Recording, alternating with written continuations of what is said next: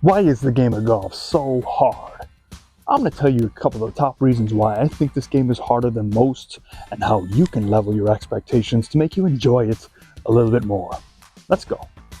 Ladies and gentlemen, welcome back to Line Golf Academy, and thank you for those who voted on this week's video. And I did not expect it to be such a blowout, but I can see why, because this game is very frustrating, and I'm going to help explain why I feel that this game can become very frustrating for you as a student and me as an instructor. So the first thing we're talking about is pretty obvious that golf is not quite like any other sport. And I only say that not because I'm biased, but because I did play a lot of sports growing up, and this one was the one that was most challenging.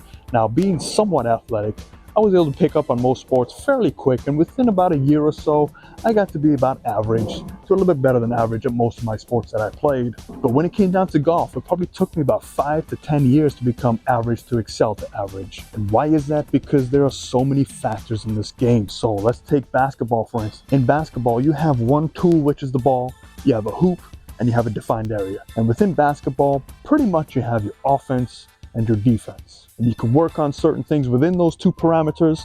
And if you're good at one, you know your weakness and you can identify your weakness pretty easily. And if you're good at both, you're going to be above average and excel even more. Let's take tennis. Tennis, you have one tool, you have a racket, and you have another tool, which is the ball. So now you have two tools and you're still playing in a defined area. And again, you have your offense and your defense. You have lines you have to hit it into, and it's pretty cut and dry. Let's talk about volleyball. Same sort of thing. You have a ball, you have a defined area, you have your offense, your defense. Within volleyball, you have how to set the passes, you have how to lob, spike, serve. So you have some things to work on, but it is very small when you piece it right next to the game of golf, which has many things. Now let's take a look at golf. We have our ball, which is one tool. We have 14 other tools that we play with of different lengths, different sizes, different weights, different patterns. We're trying to hit a ball within an undefined area that sometimes spans 200 acres. We don't have defined lines other than out of bounds, but it's basically hit it here, go find it, hit it again. We deal with wind, we deal with rain, we deal with humidity, we deal with a lot of things. You have putting, you have chipping, you have full swing, you have knockdown shots, you have to learn your 9 ball flight laws to hit them all over the place.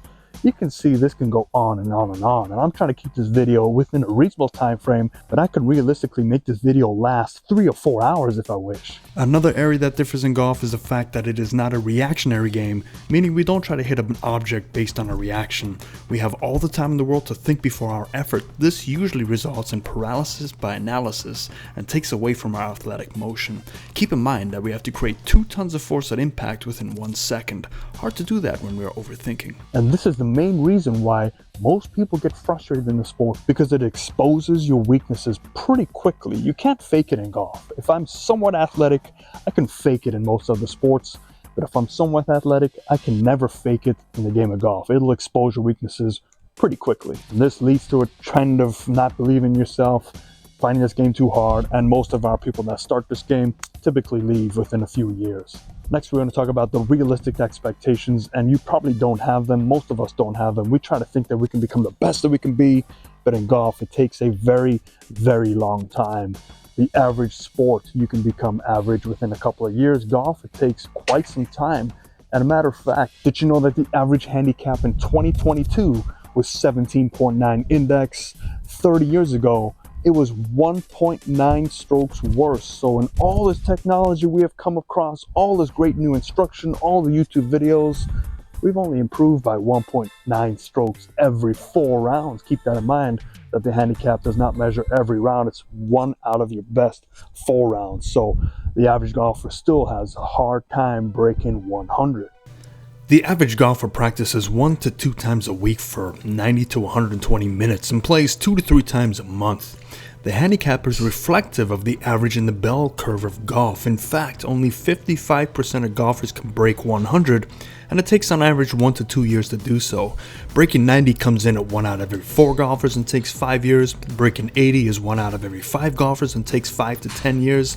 And for those top golfers, only 1 out of 20 can break 70, and it takes them 10 to 15 years to do so. Keep in mind that the closer you get to 70, the more time it takes to reach your goals. You would need to double your practice time for each tier. So that means by the time you break 70, you would need to practice 8 to 16 hours a week and play 16 to 24 times a month. Gee, that sounds like a full-time job. So if you have a job, a family, a life, friends, get that out of your head right now. You are average, and it's okay to be average. Not to mention the amount of stretching required. That alone needs to be addressed on a daily basis. And if you're anything like me, you have not stretched since Thriller was big in the 80s. Next, we're going to talk about instruction. And yes, instruction can be bad because we have so many ways to get instruction nowadays. Very few of us go to actually see a professional who makes a living doing it and not on YouTube. And I know I'm on YouTube.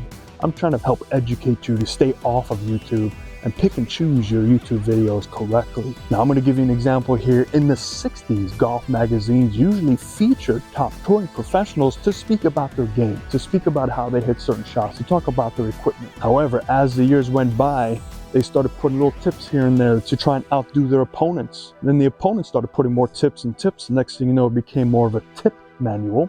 And if you subscribe to any of those golf digests or golf tips magazines, you will probably start to try and do these on your own swing, not realizing that a majority of the tips that you read don't fall for you. They don't work for you. They're not meant to work for you. They're meant to sell subscriptions. And unfortunately, you bought into it. Don't fall for the marketing gimmicks. Don't fall for those special things you can put around your body, those hats you wear with the bobbleheads, and who knows what else is out there. It is not about gimmicks. It is about hard work. It's about dedication. It's about hitting golf balls and working with somebody. Just remember, this game takes years and years just to become average. Be better than average within a few weeks. It's not going to happen. And lastly, we're going to talk about practicing and how to practice correctly time and time again. When I'm on the driving range, it doesn't matter where I'm at. I have 5 locations. I go to all my locations every week, all the time. The full swing is packed. Short game, nobody there. It's like a ghost town. Putting green, very few people there.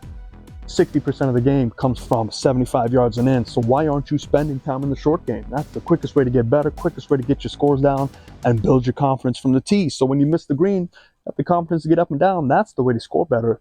We don't care about how far we hit the golf balls, as long as you hit it consistently enough to judge your distances. Don't fall for the gimmick. Don't try and hit this thing 30, 40 yards further, because you are limited to your body. And lastly, please have patience. This is not a quick game by nature.